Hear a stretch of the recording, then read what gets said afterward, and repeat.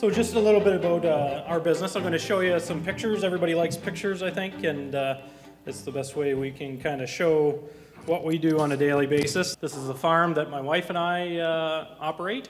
We graze about 400 cows there, and between that operation and my father's, we calve out in 2 seasons, and all those calves go to our family business, which is VG Meats.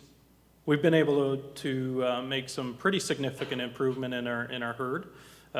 It started, the cow herd basically started in, well, they would have calved first in 2001. We've used the biosystems basically from the beginning. So before it was BioTrack, it was a system called HerdLink, and that ran on a DOS platform, so we've kept those records all the way through. So the mobile aspect is really what we like, and that the data is maintained in the cloud. So if you know, I'm out checking cows at midnight or something, and then Heidi's out again at 6 a.m., we don't have to worry where's the calving book.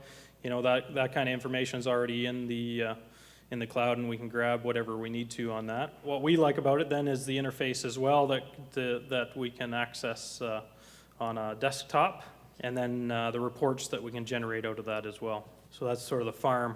The other aspect of our everyday lives is basically the meat plant. In 2011, because there was getting to be a few mouths to feed around there, we opened a new retail store in sort of more of an urban area, southwest of Hamilton, in a town called Stony Creek. So that's been going pretty good for a little while. And we kind of grew the staffing at the home plant there in Simcoe over the past few years. So we're up to about 65 or 70 employees. In the plant, we use the BioLink system that Mike talked about briefly. So basically, we can take an EID reader and read the tag off of every animal. So trying to get some money back for the $5 in their ear there, Mike. And then we basically start using that as our individual identifier through the plant. You know, there's some periods in the plant where we don't have an ear attached or a carcass tag, so we go by sequence, and that's what that big number 1 is, just number 1 through the sequence. And then we can start putting data in, just like we can on the farm. We can do that in the meat processing plant. And then we put the detail in, and we identify the carcasses. It's hard to see there, but there's basically barcodes on any of the primals that are there, so we can identify those later on. With the same app, we can take pictures. We could take pictures of the whole carcass if we wanted. We're mainly interested in the ribeye areas that come off of those carcasses. So basically it gets stored on that device. So we can take an image like that and export it to a piece of software called Sigma Scan. It's something I think a lot of academics use. We got it, or the idea to use it, from University of Guelph. And then we can take ribeye areas. We can also measure back fat. We're taking some measurements on body wall thickness and stuff like that. And then we can basically collect that data into the BioLink system. When we go to fabricate that carcass, we can basically scan the carcass in as an input and then the cuts out as outputs. So it maintains that chain of information, or the connection on all those cuts coming out. And then we can also do some sales through this system as well, and that was the main thing it was developed for here in Alberta, was as an inventory and sales system. But we can actually put a unique ID on every single package that we make, and we can actually go ahead and put a unique QR code on every one as well. If you went ahead and scanned that with your scanner, you'd get to the identification on that particular cut. So this is a system that we use with a brand that we call VG Farms. We work with 40 other farmers to deliver this program in the Greater Toronto area, mainly to a retailer called Longo's, and in our own retail stores as well as a few other smaller retailers in the GTA. And the main reason that we developed that program was because we are so small, it's very difficult for us to compete on a commodity basis with anybody. Let alone the 2 big guys out there. And so it's a real red ocean. So, the blue ocean strategy talks about the red ocean being the waters basically bloodied with competition out there. So sort of the characteristics that we have a hard time developing or competing with, especially in a value chain situation, is there's a lot of sorted beef. So the reason that's a problem for us is because when we're working with just 40 other producers, we don't have the customer base to sort, beef 13 different ways. This one's AAA yield 1, this one, 8 pounds and under strip loin, and so on and so forth. We basically need all of our output to kind of go in one or two directions, kind of funnel it to a lot fewer customers. And so that's something that we need to deal with when we're competing out there. There's also a lack of transparency. So because we have this information available, we found that a lot of producers were asking to have it shared with them, and rightly so. They should have access to be able to do that. In the current system, producers aren't really told, well, this beef is going to Sobeys, or this beef is going to, pick the retailer or the Keg Steakhouse or something like that. So that's a bit of a characteristic of that competition as well. And then we always found there's exceptions to grade. So we're a retail butcher and farmer, when we have customers come in and the butcher, in this case it's my father, picked out the best prime rib he could for a customer that's been coming into the store for 20 years. Did it the same way that any grader would do. He just looked at it, and he didn't cook a steak or anything off of it to be able to tell that. He looked at it and picked out the best one he could. And then that customer comes back into the store a week later or something like that, and Dad asks him, how was that prime rib? And the guy says, it's just kind of good. And, that's a real disappointment when you're picking out what looks like the best thing. And that's sort of what happens when you look at beef instead of eat beef, I guess. And then there's a lot of middleman brands. And because we're producers as well as the retailers on this one, we didn't find any need to sort of add costs or any marketing hype in the middle there. So what we wanted to do was to swim in a blue ocean. So sort of the characteristics in our case for this was there's sort of three things. So one of them was it was going to be Ontario. So these are Ontario produced beef, and they're sold in Ontario to Ontario residents. The other thing is tenderness testing, and I'm going to talk to you a little bit about that and why we took that picture of the steak before. What we did is we looked back, and I'll talk about the meat counter conversations that we've had over the years with our customers, but Dr. Mandel from the University of Guelph has done some pretty interesting research. He's gone into grocery stores in Ontario and just bought steaks off the counter. So this was beef that consumers were going to pick up and take home, and so he's bought that beef and basically come up with 4 different categories, and he's done some shear force testing on these. So I'll just describe the process for anybody who's not familiar with it. So basically you take a steak, and unfortunately you can't eat it. So you have to cook it. Basically, I think the standard is 71 degrees, so you'd like it to be an inch thick when you do that. And then you take core samples out of that cooked steak, and you basically measure how much force it takes to pull a designed blade, a Warner Blatzler shear force apparatus through that piece of beef. The cores are about 3/4 of an inch in diameter, and so then that gets done. So you might get 6 or 8 cores off of a steak. Basically, you throw out the high, you throw out the low, and you get an Olympic average. So that's the process that he used to come up with this. All pretty reasonable results. These are in kilos of shear force, and 3.8 that's pretty darn tender, pretty good beef. The biggest problem with this chart is the max. Look at the maximums on those steaks, and that is something that a customer was going to take home and try to eat. When it really shouldn't have been sold at that, in the same package as something that was 3.8. And so for us, that was something that we thought we could really make an impact on. The meat counter conversations that we've had with our customers over the years have kind of led us to wanting to keep that conversation going. And so we developed an app that would kind of work with our QR codes, and I'll kind of describe that. The way these QR codes work is basically on every package there's a label.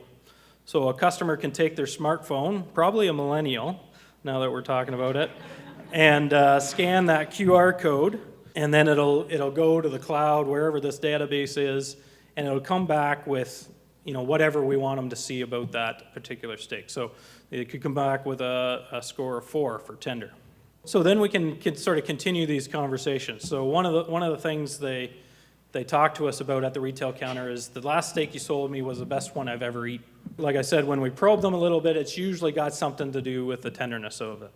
There's actually some pretty neat consumer research that says that consumers can't appreciate other attributes of beef unless it is tender. And then there's other things that we can do with this technology. We can start, having the sort of communicating the other things. So we get questions. I'd say probably every fifth question is something about organic. Is this beef organic? So we're able to tell them no, but they still walk out of the store with a beefsteak from us. And so that's, we can talk to them about the proper health care we give these animals. We can talk to them about the treatment we give them when they're sick and why that's important. Another thing they ask us, if we're invited to anything, so growing up in the meat industry, if somebody asks you to bring the beef to a dinner, man, your nerves are just shaking the whole time until somebody takes the first bite, and then, it can be good or bad. With a system like this, we know it's going to be good because essentially we've pretty much tested every single one of these carcasses to know what kind of results we're going to get. We've seen beef do this per capita decline every year, and I don't think that's okay. I think we need to do something about that and gain that market back, and I think this is a market that we can reasonably think about taking back, especially if we can do it with cuts that aren't prime rib, if we can do it with an inside hip or something like that. And then we can talk to them about, because this industry's been great, which isn't great. We've been great at saying, well, if you've had a poor eating experience with beef, you probably didn't cook it right. Not great customer service. And so we're trying to help them out with that. So we're giving them the recipes. We're telling them if it's a cross rib roast, and you can take that to 180. So if you want it well, you take a cross rib roast. Don't take an inside hip roast and cook it to 180. You just don't do that. So these are the kind of things that we can get into. And because we know they scanned a package with inside hip, we can give them specific directions on that particular cut. And then they can save some of that. They can also do. Anybody can do this. If they go to our website, they can take a tour around our farms. We had Google Business in there to kind of walking around the farm, taking those 360 pictures. And then when we do get a customer complain about our beef, we can actually know how to help them better. So if we can eliminate the fact that this wasn't a tough piece of beef, we know because we tested it, we can actually start helping them, and in a non-consent, we don't have to condescend with them. We can actually tell them, okay, well, was it a cross rib or was it an inside hip, and what did you cook it to? That kind of stuff. And because this is a conversation, we actually get feedback. So we've got the opportunity, so when they scan that particular steak or package, they can actually rate it. So we've got a 1, 2, 3, 4, 5 rating in there. They can actually type us a little note back and then share that feedback with us. I think some valuable insights. We got people talking to us about they don't, it's not all about the tenderness for them, it's about how it's raised.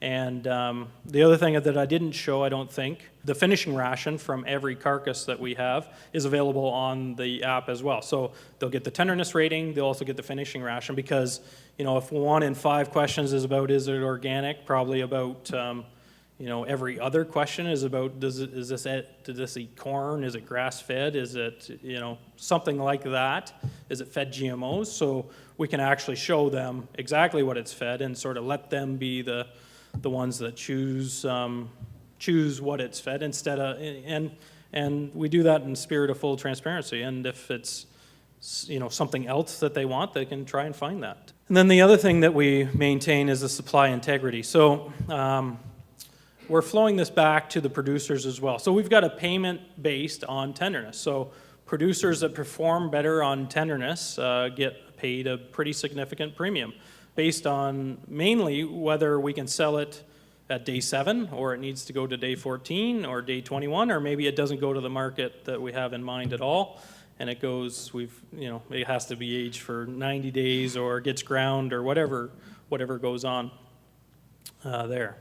So this is an example of sort of the settlement or the affidavit that the producer agrees to. So the tenderness premium, that's kind of how we structured it. The more tender it is, the higher the premium they get.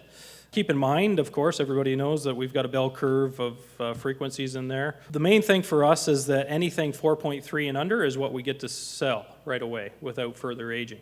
And so that saves us money on shrink, it saves us cooler space and so on, and that's the main reason we want to pay more for more tender cattle. So the sooner they can go, the better it is for both of us. We give them a small premium all the way through till 10. 10 is managed like shoe leather, is when it's at 10 kilos of shear force. It shouldn't be eaten like that, it should be ground.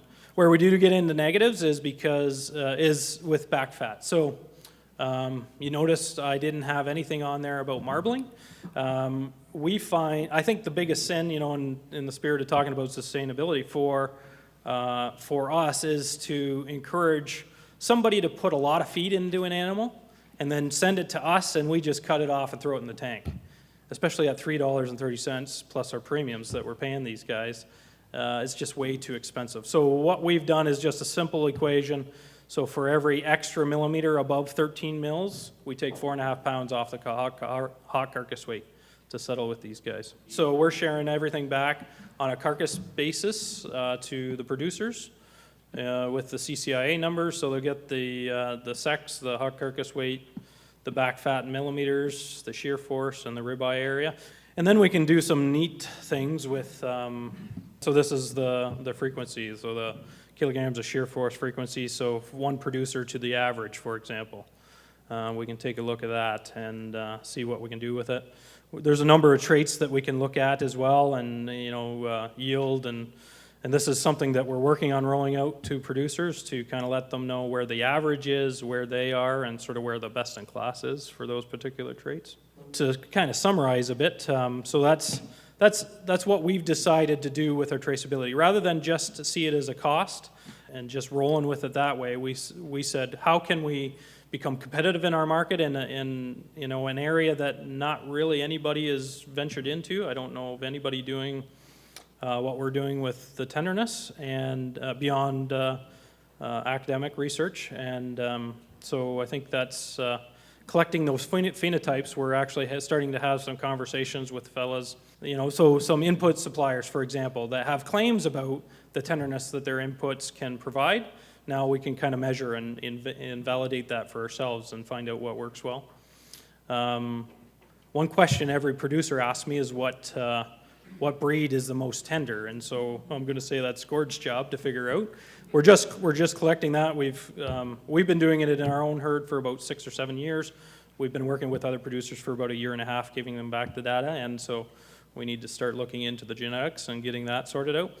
Anecdotally, I think there's a lot to do with management. Tenderness has, you know, there's a lot of management effects in the tenderness. So we get these anecdotes back from producers. You know, so a producer who, you know, had a whole bunch of 3s and 4s for tenderness and 2 8s.